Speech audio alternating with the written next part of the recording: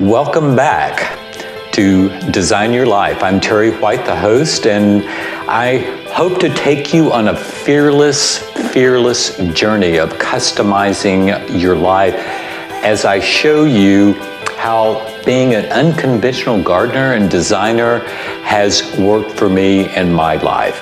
It's a little rainy outside today, so we have a very high budget show here.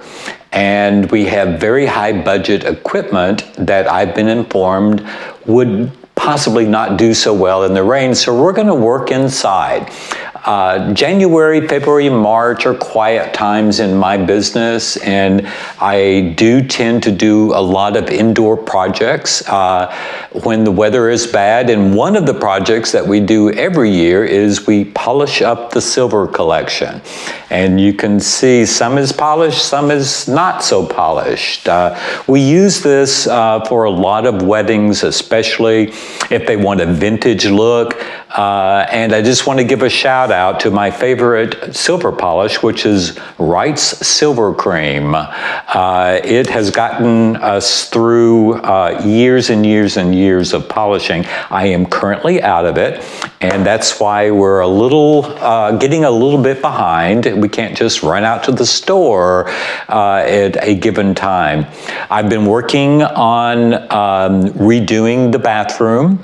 I've been actually working on redoing the entire shop and making it a little bit more useful during this time, but I've been stuccoing. I get up at 5 o'clock in the morning and I do a coat of stucco on a section, and then I let it dry through the day, and I go back the next morning and do another coating on it. Maybe a future show will show you, but I will tell you this is a concrete house, and the reason I'm stuccoing, I'm covering up ugly 1950, 1960 tiles.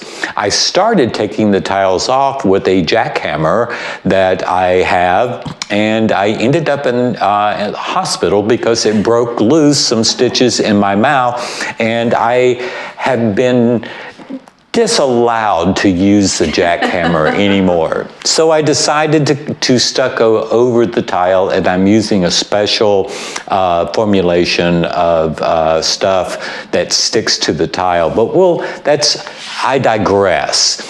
We're talking about silver, vintage silver, put me in a vintagey kind of mood.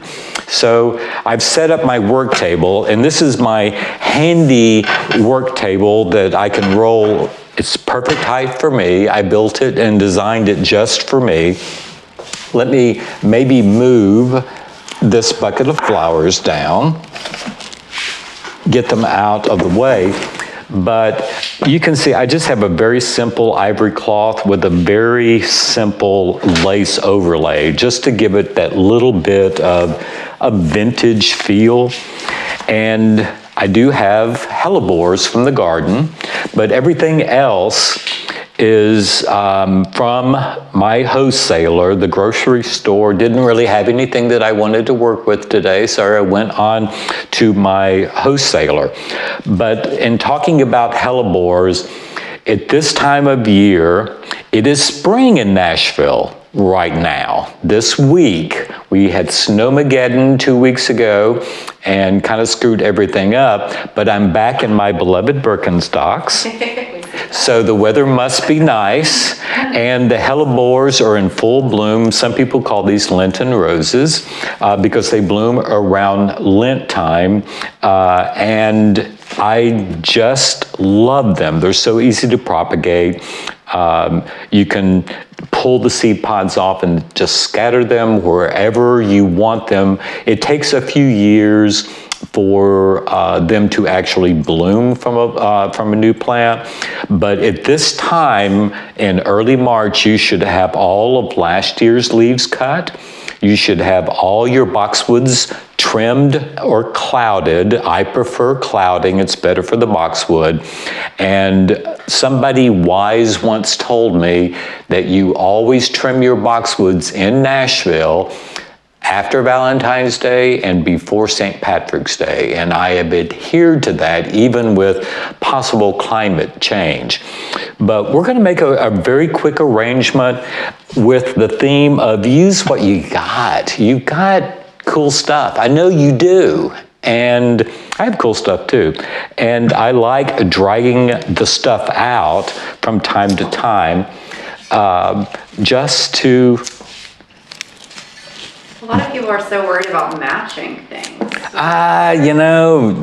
Anybody that knows me knows that matching things is the furthest thing from my mind. Never tried to match.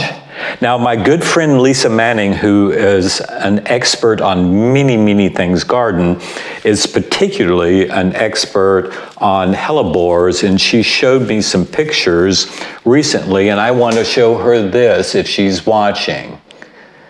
This is a double hellebore that just came up in the garden by itself. I didn't ever plant it. And of course, I love the fact that they are green. We are now going to probably speed this up so that it's not too terribly long. So I hope we don't make it go too fast. Enjoy.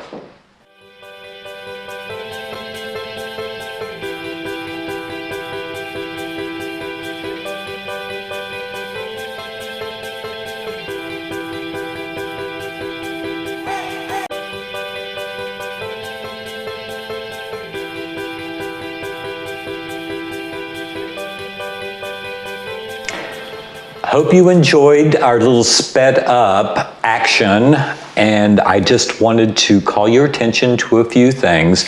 For one, those sherbet cups that you might have some of that are good for almost nothing except for ice cream. They make great little votive lifters so that you have a little bit of different height going down your table. And this arrangement of using mostly goblets and a few stem vases doesn't have to be on a long table.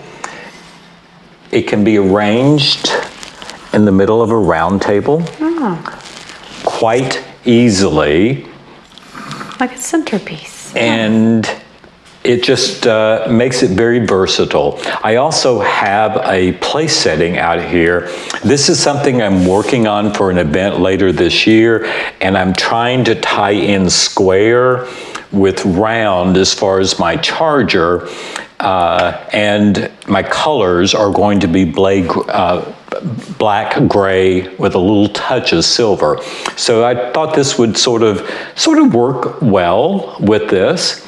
Thanks for watching, and let me know if you have any questions. I've enjoyed this winter. I've gotten lots done, but it's my time. Spring is my time. I hope to see you more often. Thanks for watching Design Your Life with Terry White. And we hope you've enjoyed this vintage-inspired hellabore of a centerpiece episode. And if you try this at home, we want to see your pictures. So hashtag Design Your Life with Terry White. Thanks again for watching, and we will see you again soon.